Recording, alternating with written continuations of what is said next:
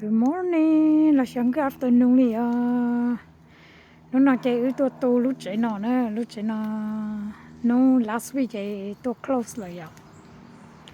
This is a double wide 4 bedroom nữa, 4 bedroom. Nên nhớ tao Shelby, North Carolina này à. This is the front. Tao muốn gì tên nhỏ nó tao tôi đi nè, chúng nó sợ quá, hoặc là chúng nó sợ đi. Cho bé một side of nó nè. Double wide. This is one of the living room.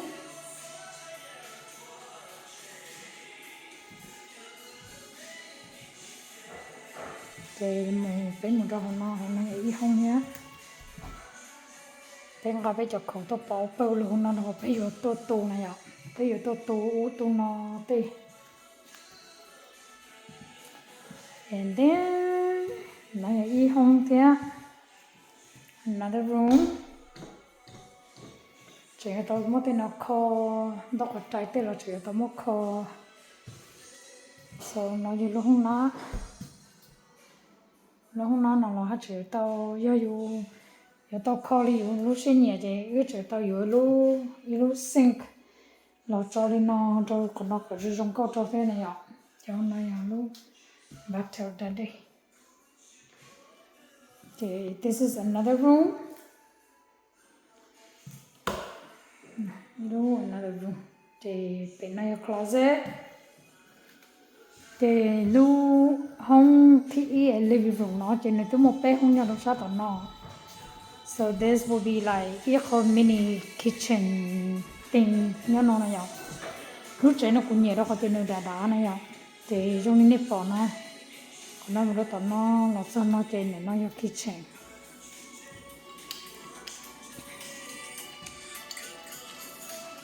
Này kitchen á, chỉ tôi muốn tên nó kho.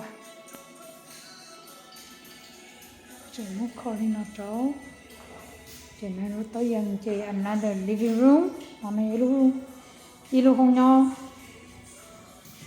Chỉ con này là fireplace.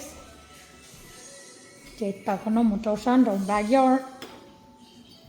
Thì chúng mình nó chỉ tạo lên nó một chỗ sân nó chỉ nên backyard. Chỉ không nó gì không phải like a laundry này ạ. Không laundry con số con giờ trong nó. Chỉ nhớ lên nó.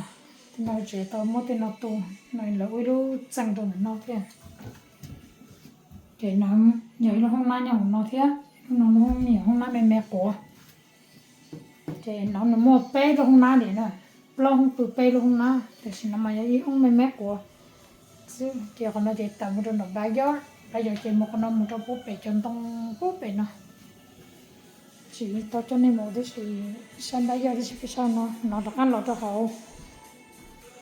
no chạy ạ thì this will be a master bedroom mà chị không master bedroom chị nó lo lên nó này nó lo đá hàng này nè nó lo đá một nó nè nó quạt trời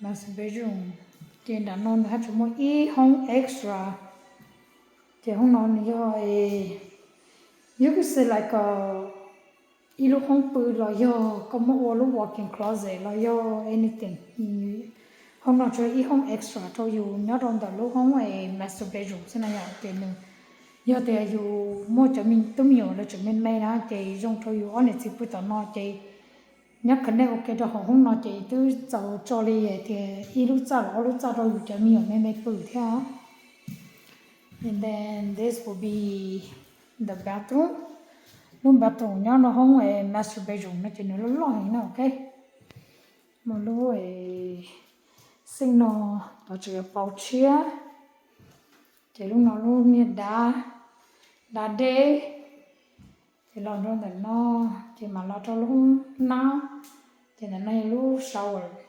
lúc nó lúc bathtub